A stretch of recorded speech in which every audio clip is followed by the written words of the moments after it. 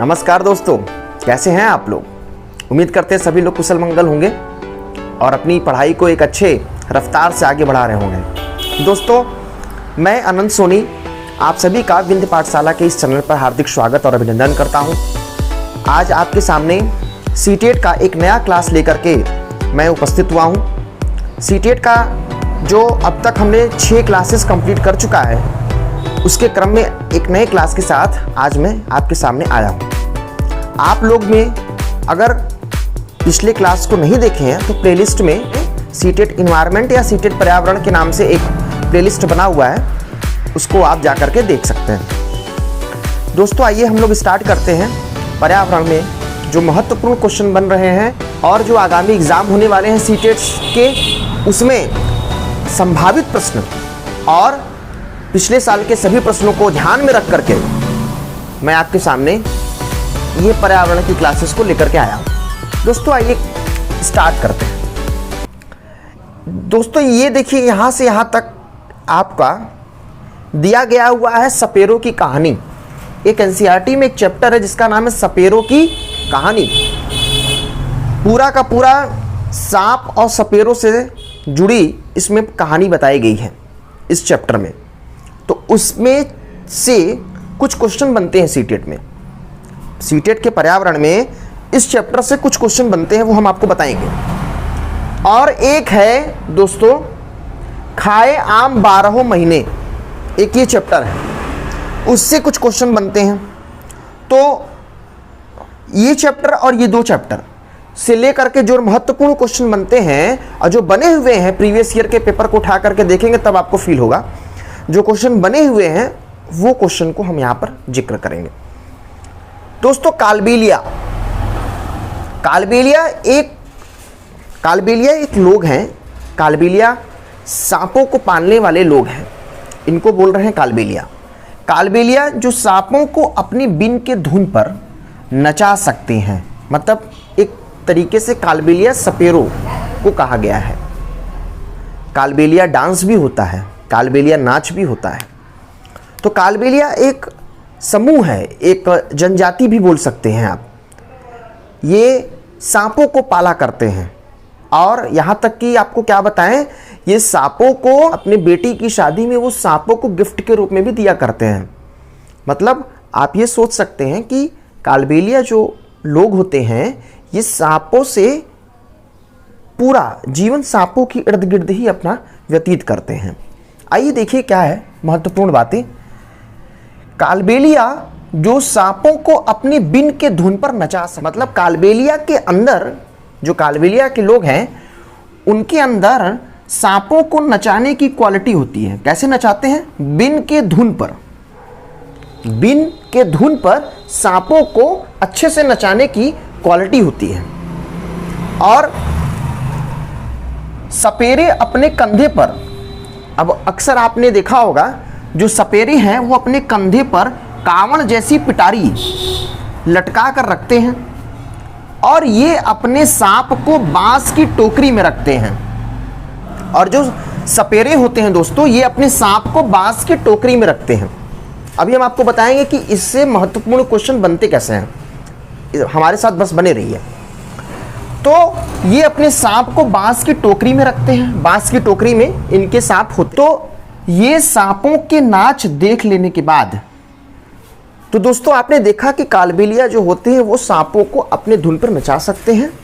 और कुछ सपेरों के बारे में कुछ जानकारी ये दी कि वो अपने पास में एक बांस की टोकरी रखते हैं सपेरे और उसी में सांप रखते हैं। अब देखिए, कालबेलिया जो होते हैं वो अपना बिन बजा करके सांपों को नचाएं। सांपों को नचाने के बाद आसपास कई लोगों का जमावड़ा हो जाता है, कई लोग आ जाते हैं देखने के लिए, सांप के नाच को देखने के लिए। तो सांपों के नाच को देखने के बाद कई लोग वहां पर रुके होते हैं। क्यों रुके रहते हैं?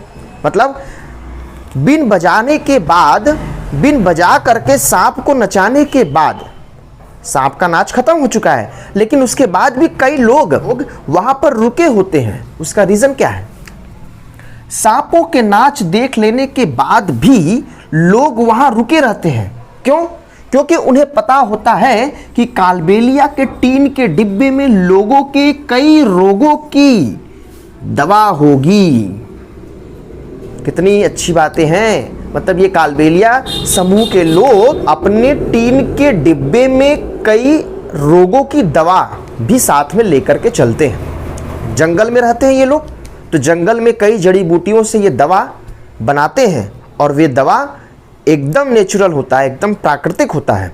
और वही प्राकृतिक दवा के प्राप्ति के लिए कई लोग ऐसे खड़े रहते हैं ताकि उन्हें वह दवा मिल जाए।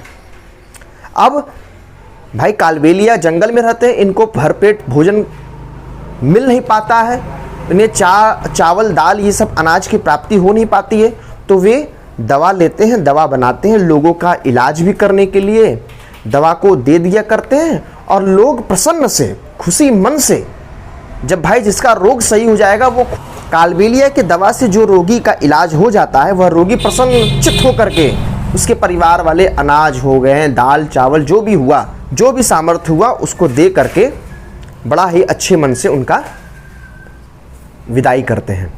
तो दोस्तों आपने देखा कि कालबेलिया के टीन के डिब्बे में क्या होता है, लोगों के कई रोगों की दवा होगी, ऐसा सोच करके लोग खड़े रहते हैं और दवाइयों के बदले अनाज और पैसे लोग देते हैं उन्हें, ताकि उनका भी जीवन यापन हो सके अच्छे तरीके से। और क्या है दोस्तों, बीन, जो बीन बजते हैं, तुम्बा, खंजरी और ढोल, ये क्या है, इनमें देखेंगे तो ढोल जो है, ढोल के अलावा बाकी तीनों जो बाजे हैं, जो ये बीन है, तुम्बा है, खजरी है, ढोल को छोड़ दीजिए, बाकी बीन, तुम्बा और खुजरी ये तीनों लौकी, कैसी लौकी, सूखी लौकी से बनाए जाते हैं। कालबेलिया जो समूह के लोग हैं वो क्या करते हैं, वो सांपों को मारने की बात तो दूर, मतलब वो सांपों को मारने की बात तो दूर, मारते तो है ही नहीं है, ये कालबेलिया की पूंजी है और ये अपने आने वाली पीढ़ी को सौंप देते हैं ताकि उनका भी भरण पोषण इन सांपों के द्वारा हो जाए। मतलब मारने की बात तो दूर, कालबेलिया समूह के जो लोग हैं वो सांपों को मारने की बात तो दूर, ये क्या करते हैं, ये अपने आने वाली पीढ़ी को इसको दे देते हैं कि भैया अब आप इसको संभालिए, अब आप इसका भरण पोषण करिए और इसके द्वारा आपको जो भी प्राप्ति हो, जैसे हमारा जीवन यापन हुआ है वैसे आपका भी जीवन का कुशल मंगल से व्यतीत होना चाहिए। तो मतलब दोस्तों ये है कि सांपों को कालबेलिया मारते नहीं है, ये सांपों को क्या करते हैं, पूंजी के रूप में अपने आने वाली पीढ़ी को सौंप देते हैं। सांपों को तो ये अपनी बेटियों को शादी में भी तोहफे के रूप में देते हैं। अब आप ये सोच सकते हैं कालबेलिया समूह के लोगों को कितनी ज़्यादा फिक्र होती है सांपों की, और सांप इनके लिए कितना ज़्यादा महत्वपूर्ण है, आप इससे अंदाज़ा लगा सकते हैं। अपनी बेटियों की शादी में कालबेलिया जो समूह के लोग हैं वे अपनी बेटियों की शादी में सांपों को तोहफे के रूप में देते हैं। कैसे देते हैं दोस्तों, तोहफे के रूप में देते हैं। और कालबेलिया नाच होता है, आप ये देखेंगे कालबेलिया जो होते हैं वो कभी खुशी के मौके पर कालबेलिया डांस करते हैं, नाच करते हैं। और इनके जो कालबेलिया समूह के लोग जब नाच करते हैं तो कालबेलिया नाच में भी कुछ सांपों जैसी मुद्राएं होती हैं। अब ये वाली नाच नागिन का डांस होता है हमारे जो बारातों में, उससे अलग होता है। तो जो कालबेलिया जो नाच होता है वो क्या होता है दोस्तों, उसमें सांपों जैसी कुछ मुद्राएं भी होती हैं। अब सरकार ने दोस्तों क्या है, कानून बना दिया है किस चीज़ की, कि ना तो कोई जंगली जानवर को पकड़ सकता है और ना उन्हें पास रख सकता है। अच्छा, हमारे देश में पाए जाने वाले सांपों में से 4 प्रकार के जो सांप है वो जहरीले होते हैं। ये देखिए सीटेट में आया हुआ है क्वेश्चन कि हमारे देश में किस प्रकार के सांप पाए जाते हैं। तो देखिए ये 4 प्रकार के जहरीले सांप, एक का है नाग नाम, एक का नाम है नाग, करैत, दुबोइया और अफाई। ये जो 4 प्रकार के जो सांप है, ये जो 4 प्रकार के सांप हैं वो हमारे देश में 4 जहरीले सांप पाए जाते हैं, जिनका नाम एनसीईआरटी में दिया हुआ है। और ये क्वेश्चन आया हुआ है कि हमारे देश में कौन से सांप पाए जाते हैं। तो नाम है नाग, करैत, दुबोइया और अफाई।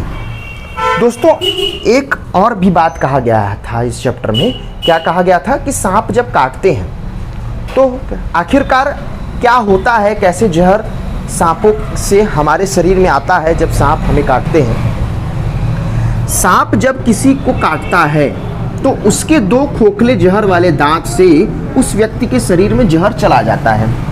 2 खोखला दांत होता है, सांप के 2 खोखले दांत होते हैं, सांप के 2 खोखले दांत होते हैं, और उसी से क्या होता है, ये जो दांत होता है उसी से वो क्या होता है, जहर चला जाता है। अब सांप काटने के बाद जहर चला गया, व्यक्ति के शरीर में जहर चला गया, अब उसका इलाज भी उसी जहर से ही होता है। सांप के जहर से ही सांप के काटने का इलाज भी होता है दोस्तों। तो वही कहा गया है कि इसके लिए जहर को ख़त्म करने वाली जो सिरप बनाई जाती है वह सांप के जहर से ही बनाई जाती है। तो दोस्तों आपने देखा कि किस प्रकार से हमने सांपों सपेरों की कहानी के चैप्टर से संबंधित जितने भी महत्वपूर्ण क्वेश्चन बन सकते थे वो सभी क्वेश्चन हम आपके सामने जिक्र किए हुए हैं, सांपों के बारे में और कालबेलिया समूह के बारे में। दोस्तों अब हम आपको बताएंगे खाए आम 12 महीने चैप्टर से। दोस्तों ये बहुत ही कॉमन टर्म है, ये सभी आपको पता है, लेकिन हम एक बार आपको केवल रिकॉल कराना चाहते हैं ताकि आप ये ध्यान दें कि ये छोटी छोटी क्वेश्चन सीटेट में बन जाती हैं। देखिए क्या है दोस्तों, रसोई घर में खाने पीने की कुछ चीज़ें, ऐसी चीज़ें जो 2-3 दिन में ख़राब हो जाती हैं। दूध और दही, ये तो सभी कॉमन चीज़ें हैं, लेकिन हम छोटी से छोटी चीज़ों को छोड़ना नहीं चाहते हैं, इसलिए हम आपके सामने जिक्र कर रहे हैं इन सभी चीज़ों का। 2 से 3 दिन में ख़राब होने वाली चीज़ें, दूध दही जो दिया था एनसीईआरटी के इस चैप्टर में, उसकी बात कर रहे हैं। है तो वैसे बहुत सी चीज़ें। हफ्ते भर में ख़राब होने वाली चीज़ें आलू और प्याज। महीने भर में जो ख़राब होने वाली चीज़ें हैं वह है आटा, चीनी, तेल और घी। दोस्तों खाने की चीज़ों को 1 दिन में बचाने के लिए हमें क्या करना पड़ता है? दूध को अगर हमें बचाना है तो क्या करते हैं, हम उसको उबाल देते हैं दोस्तों। पका हुआ चावल है, उसको अगर हमें बचाना है तो क्या करते हैं, एक कटोरे में डाल करके पानी के बर्तन में उसको रख देते हैं।